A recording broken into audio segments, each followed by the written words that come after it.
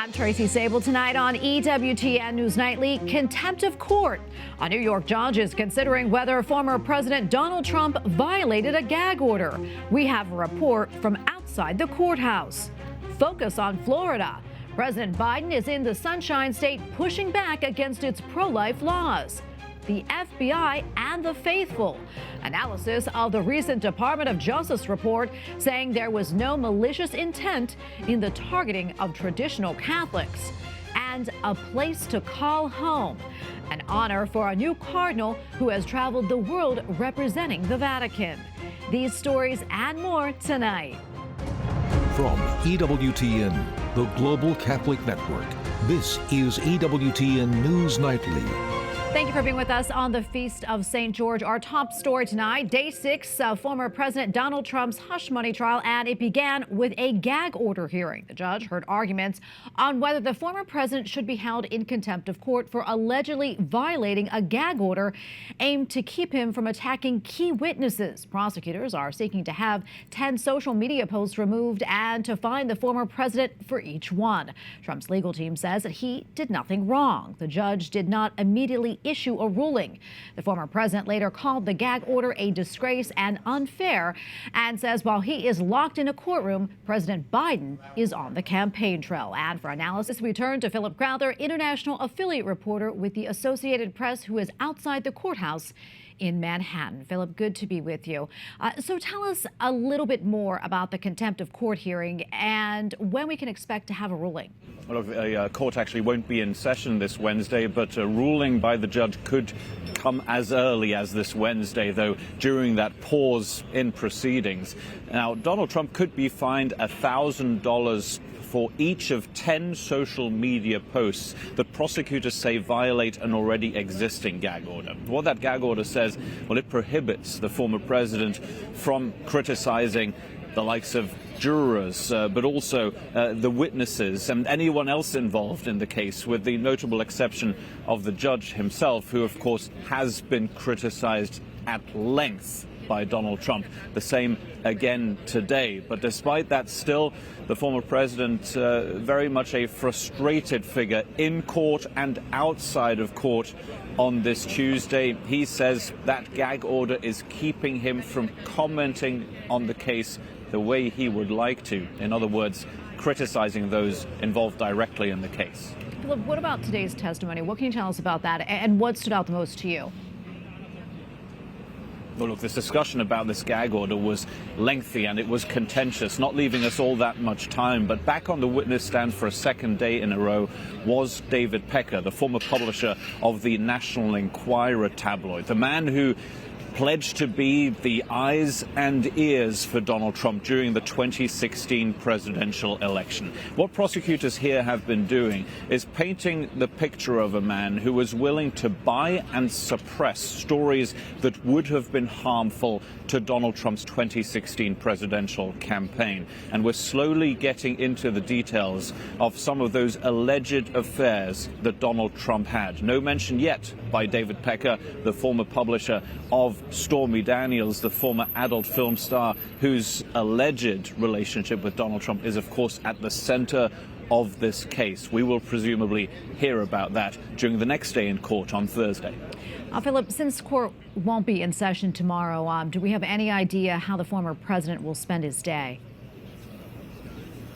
Well, you might be surprised because of so many complaints from Donald Trump that he actually won't be out campaigning this Wednesday. This week has been, like last week, a very frustrating one where there hasn't really been a Donald Trump on the campaign trail. He's had to sit in this courthouse behind me a lot of these days for 8 hours at a time, not leaving him the time to be on the campaign trail. And the event that he'd had planned for Wednesday of last week in North Carolina, that was canceled because of the weather. This doesn't mean, though, that the former president can't comment on the race, because there is a camera set up in the hallway in this courthouse right outside of the courtroom where he is sitting every day behind me. And that camera gives him the possibility to comment on the current campaign, to criticize current President Joe Biden, and he did so again today. Philip Crowther in New York for us tonight. Thank you. President Joe Biden blasts Florida's 6-week abortion ban, which goes into effect on May 1st. The president traveled to Tampa today to deliver remarks and fire up voters 6 months before they head to the polls to pick the next president of the United States. All this as pro-life groups continue to fight to protect the unborn. White House correspondent Owen Jensen reports. Owen? Tracy, good evening to you. This is, of course, all about driving turnout at the polls come November. Now in Florida, President Biden immediately took aim at his competitor for the Oval Office. But tonight, SBA Pro-Life America calls President Biden's Florida visit, quote, the latest stop on the Biden-Harris abortion fear-mongering tour. At a community college in Tampa, President Joe Biden tells supporters, look, next week, one of the nation's most extreme anti-abortion laws will take effect here in Florida. Since the fall of Roe v. Wade, the Biden administration has been tearing into pro-life laws. While in Florida, the president once again went after his general election challenger, former President Donald Trump. Donald Trump is worried voters are going to hold him accountable for the cruelty and chaos he created. Folks, the bad news for Trump is we are going to hold him accountable. Come November, in addition to choosing a president, Florida voters will also decide on Amendment 4, which Catholic bishops there call extremely grave and warn will erase pro-life protections by inserting language into the Florida Constitution banning regulation of abortion. And SBA Pro-Life America writing, far-left Democrats are targeting Florida in a desperate attempt to rally their base and rescue the failed Biden-Harris administration. The one strategy they think will save them in November is to lie and fearmonger about abortion and pro-life laws. This is the time for Floridians to stand up and prove them wrong. We Floridians have compassionate hearts for moms and babies. Meanwhile, the Biden administration also promoting abortion in swing state Wisconsin. Because the former president was very clear with his intention. He would fill and appoint 3 members of the United States Supreme Court with the intention that they would undo the protections of Roe. And under a brand new Biden administration rule saying it is strengthening privacy protections, the medical records of women will be shielded from criminal investigations if they cross state lines to seek an abortion where it is legal. The HHS secretary says the Dobbs decision took away rights. We don't have Roe versus Wade. Things have changed. Women are having their health compromised. Now, former President Donald Trump, a Florida voter, has said abortion is a matter for states to decide. And you may recall back in 2020, he beat Joe Biden there in the Sunshine State by just over 3 percentage points. At the White House, Owen Jensen, EWTN News Nightly. President Joe Biden says Florida is in play in 2024. That's why he's in Tampa today, emphasizing his support for abortion. The Biden campaign believes that it can gain footing in a state once deemed a lock for former President Trump. Today's visit also comes just days before the state's 6-week abortion ban goes into place, a law that has reignited the November Florida race. And here with more on the Sunshine State and its role in the 2024 election is Andrew Walworth, host of the Real Clear Politics radio show on Sirius XM. Andrew, always good to be with you. As we just mentioned, President Biden's in Florida and he's focusing much of his attention there on abortion. Do you think that is a good strategy, and how important is that to voters, especially in Florida? Well, that's a good question. 6 of 10 voters said that they favored this. Florida voters said they favored this resolution that's on the ballot. So that's one thing. On the other hand, it's a real stretch for Joe Biden to try to win Florida. He's down there about 9 points in the RCP average. That's a lot. There's about 15 million voters in Florida, and Republicans have about a 1 million vote registration advantage over the Democrats. So that's a real thing. The third thing in Florida, people have to remember half the voters are over the age of 45. And that's a real Trump base. They tend to turn out. So I think it's smart. It might be smart for him to be there because it reinforces the message that he's trying to get across. But I don't think he's got a chance of winning Florida. Yeah, I'm curious about this. What about down ballot races? Incumbent Republican Senator Rick Scott, he's up for re-election. Do you think his chances of getting back into office, do you think that could be impacted because of the 6-week abortion ban?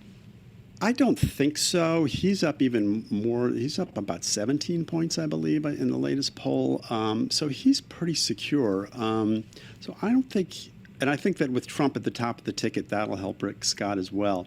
But you should remember that last time he ran, 6 years ago, he only won by 0.2 of a point. So Florida is an interesting state. It seems to have gone very much in the Republicans' direction.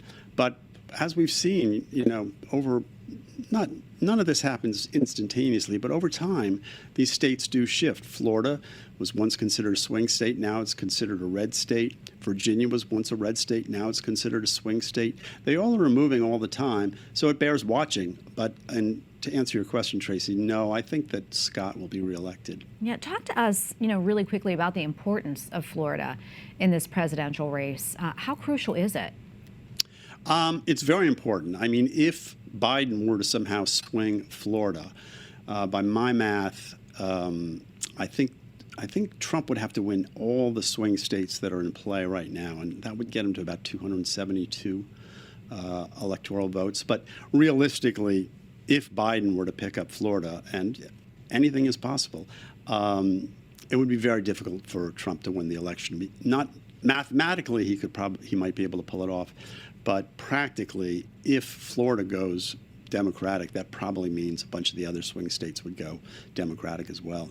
Yeah, really quickly, Andrew, what do you think Biden needs to do to try and, turn the state blue for the 2024 election? To turn Florida blue, I think he's got one card to play, and he's playing it pretty hard, and that's the abortion card. That seems to be the thing that they keep going back to. Hard to say what else he could do. Hispanics are moving against him. Even African American males are moving against him. So I think this is part of a national play. I don't think anyone in the Biden campaign actually thinks that they're going to flip the state. All right, we are going to leave it right there. Andrew, always good to be with you and get your analysis. Thank you so much. Thanks, Tracy. Our primary elections are being held today in Pennsylvania. Voters are expected to cement a high-stakes Senate race between Democrat Senator Bob Casey and Republican challenger David McCormick, also running for office in the Keystone State. Pro-lifer Mark Houck, who is seeking to become the Republican nominee in the 1st District. Houck is running against four-term incumbent Brian Fitzpatrick, a former FBI agent. Well, House Majority Leader Steve Scalise, a Catholic, is a 16-year veteran of Capitol Hill and the number 2 Republican in the U.S. House. But he has another story to tell, how his faith helped him with a number of life-threatening challenges, most recently a blood cancer diagnosis and treatment. Capitol Hill correspondent Eric Rosales sat down with him to get his thoughts. I'm joined with Majority Leader Steve Scalise. Leader, thank you so much for joining us. Well, it's good to be here. Good to be with you as always. Leader, we've had so many of our Catholic faithful ask, how is the leader doing? For so many people that are watching that said prayers and offered just true, genuine support, I can't thank everybody enough, because you feel that, when you're going through things. And thank God, God performed a lot of miracles and answered a lot of prayers, because, if you go back to August when I was diagnosed with multiple myeloma, I didn't even know what that was. Scalise says he started chemo the day after he was diagnosed. 4 months later, he was ready for a stem cell transplant and had to be isolated for 6 weeks. I had to be isolated at the hospital, and had to be away from my job. I have to pretty intense job, and I'd missed being away, but I knew I had to focus on my health, and we did. We zoned in really tightly, and then once that was done, and my doctor said, "Okay, you're clear now. You can go back to work and travel again." I got back here, and we had a tie vote. I was, the week later, I was able to come back and literally broke the tie vote. But I'm very blessed that it was a form of cancer that we caught early enough and treated it, and the treatments worked.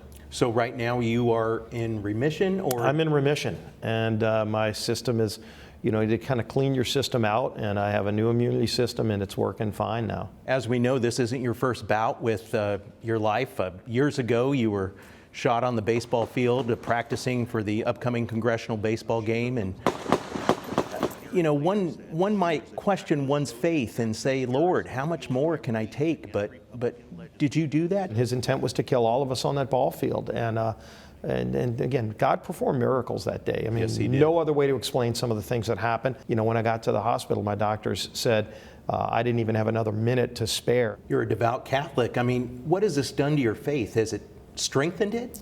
It's strengthened it in so many ways, and it also put a different focus too on, you know, what is really important in life. I said, I've got to put this in God's hands, and I said some, you know, really direct prayers to God, asked him for some heady things, and, you know, I started thinking about my young kids, my daughter, and, you know, wanted to make sure I could go to her wedding. Scalise says he prays each night, thanking God for his day, even for the hardships. What advice would you have for others out there, faithful, who are battling cancer or life-debilitating diseases? God gives you the strength to get through it, and he puts people around you and recognize that. You know, it's not just God himself in the flesh, it's doctors and, you know, friends and other people that are in your life that can help you get through those tough times. And they might say, hey, God, why aren't you doing enough for me? God is. He's sending people to you, and you just don't realize that's where they're coming from. And so God gives you a lot of different signals and tools, and use every single one of them. With all the protests and violence taking place around the world and in this country, the majority leader says, just like former President Ronald Reagan said, freedom is only one generation away from extinction, and we all need to preserve that freedom. I would say to any of those people that hate America, that are living here and chant all kind of anti-American slogans, where would you rather be? Because, by the way, you're free to go to that place. If there is, and they never name a place, by the way. They just want to ruin this place, and we can't let that happen. Majority Leader, absolute pleasure. Thank you, sir. Thanks for having me. Appreciate it. God bless you. It certainly was a pleasure. The Majority Leader tells me that he believes God has him right where he wants him, and he will continue to serve the people of Louisiana. I do want to let you know of an update about some legislative news. Either tonight or early tomorrow, the Senate is expected to vote and pass the $95 billion foreign aid package providing aid to both Israel, Ukraine, and Taiwan. The House passed it over the weekend, and Leader Chuck Schumer says that he wants to limit the number of amendments and get it to the president's desk as soon as possible. At the Capitol, Eric Rosales, EWTN News Nightly. And we have a lot more still to come here on EWTN News Nightly, including Department of Justice report analysis of the recently released report on the FBI targeting of traditional Catholics, and new developments in the pro-Palestinian protests at Columbia University.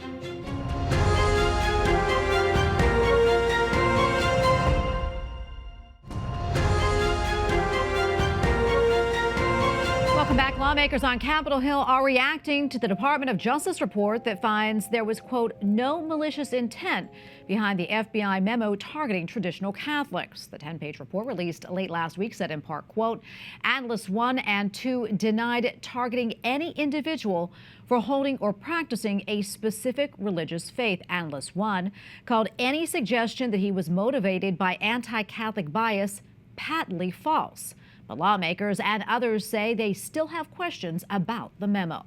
Iowa Senator Chuck Grassley says the FBI director has failed to explain why he described the memo as a, quote, single product when there were actually two memos, one to the Richmond office and one that was set to be released nationwide. Senator Grassley also says the FBI deleted files associated with this case. And for analysis, we turn now to Kyle Seraphin, FBI agent turned whistleblower and host of the Kyle Seraphin Show. Kyle, always good to be with you. I know that you call this report, quote, a predictable response. What makes you say that? Well, the government has investigated the government and found that the government engaged in no wrongdoing and sides with the government. So that's a predictable response. That's the nature of having no oversight. That's the nature of an OIG, the Office of Inspector General, that has no teeth and no authorities to bring prosecution. So they've gone out there and they've asked the FBI, and, you know, the DOJ and the FBI are the same animal. One wags the other. So it's not surprising that they found themselves and exonerated themselves in sort of this First Amendment violation, which is very clearly stepping into a space where the government is supposed to be agnostic. It doesn't have any authority to go in and decide what are appropriate religions and not, and certainly not under the guise of counterterrorism. Yeah, and as we mentioned, Senator Grassley said that numerous files associated with the memo have been deleted. Your thoughts on that, Kyle? And why would the FBI delete files? I mean, is that a standard practice? Well, it's not supposed to be. They're supposed to be able to maintain all those things, particularly when they're under a congressional inquiry. But what we're dealing with is an FBI that realizes that Congress will do nothing about it. OIG is going to put out its report. Congress might have a sternly worded letter, but there's no oversight penalty. They've already approved a new FBI headquarters. The budget is going to be fine. They're going to be able to continue doing the things they do. They just got 702 passed with the FISA resolution, so they're going to get another 2 years of spying on Americans. It seems like the FBI realizes that the teeth are not there, and they're going to just kind of do the mouse, what is it? The cats are away and the mouse are just going to play. And Kyle, do you know, does this DOJ report, does it indicate whether other agents or field offices were probing traditional Catholics? So we know that from Jim Jordan's investigation that the Los Angeles field office, I believe the Milwaukee might have been as well, and also Portland. So this was at least 3 and maybe 4 field offices that were looking into so-called radicalist traditionalist Catholics, which is not a real thing. As far as I know, I've never heard of this term. It's not a thing that is existing in the lexicon of counterterrorism. This is an attempt to drum up white supremacy because the FBI requires it for metrics. This is almost like, we call it stats-based policing, but it's like you have a quota of tickets you have to write, and you need to find enough cases to open them. And they're just looking for novel ways to pry their way into Christianity, and Latin Mass Catholics was sort of the vehicle they chose to use. Kyle, we have about 30 seconds left or so, but quickly, final thoughts. Yeah, I think people should be appalled. This is what happens when you have a government that allows the policing agency, specifically the FBI, which has law enforcement powers, to also have intelligence capabilities. This is what we call a secret police for the last couple hundred years, at least in the Western tradition, and it never works out well for the populace. We can't let them have these kind of things, and we just did it again. So we got 2 more years of this, and I don't think it's going to get any better in the near future. Kyle, thank you so much for weighing in. Always appreciate it. You bet. The president of Columbia University in New York is facing calls for a censure and even her resignation amid charges of anti-Semitism on the Ivy League school's campus. Pro-Palestinian protesters put up tents on campus, while some Jewish students have expressed concerns, fearing for their safety. Columbia is giving students the option to attend classes online rather than in person. Meantime, at New York University last night, police arrested dozens of pro-Palestinian protesters. And in the Middle East, the war in Gaza has reached a grim milestone. According to the Hamas-run Gaza Health Ministry, the death toll has climbed to more than 34,000 people, causing alarm from observers, including the Office of the UN High Commissioner for Human Rights. Every 10 minutes, a child is killed or wounded. I'll let you calculate how many children must have been killed or wounded since this briefing began today. They are protected under the laws of war, and yet they are the ones who are disproportionately paying the ultimate price in the war.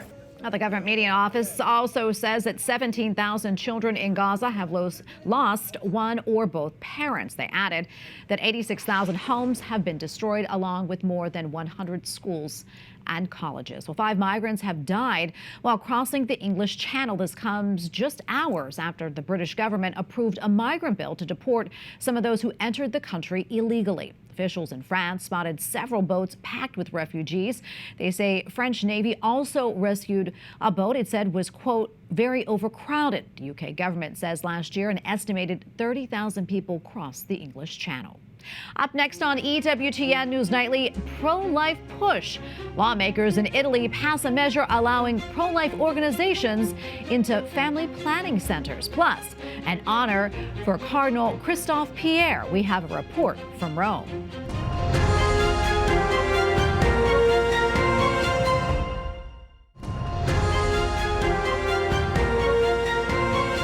Passes a new amendment allowing pro-life groups into family planning clinics. A measure which has the support of Prime Minister Giorgia Meloni passed Italy's lower house of parliament and the Senate by a vote of 95 to 68. Well, finally tonight, Cardinal Christophe Pierre has spent decades traveling the world as a Vatican diplomat. But as EWTN Vatican Bureau Chief Andreas Tannhauser tells us, he recently received an honor a little closer to Rome.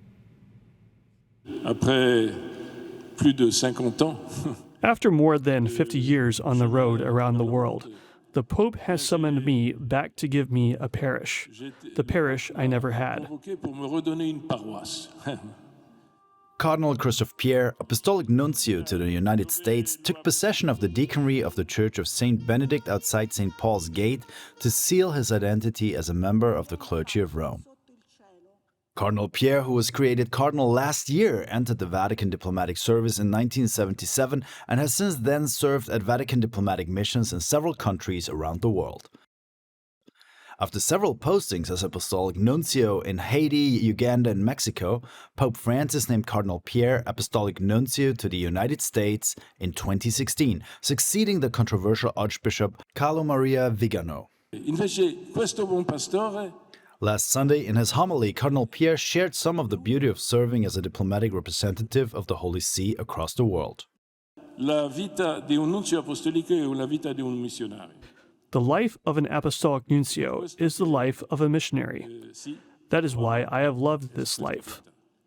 I have loved traveling all over the world, to 9 countries, encountering diverse experiences, because it has forced me out of my comfort zone every time and been a beautiful and enriching thing.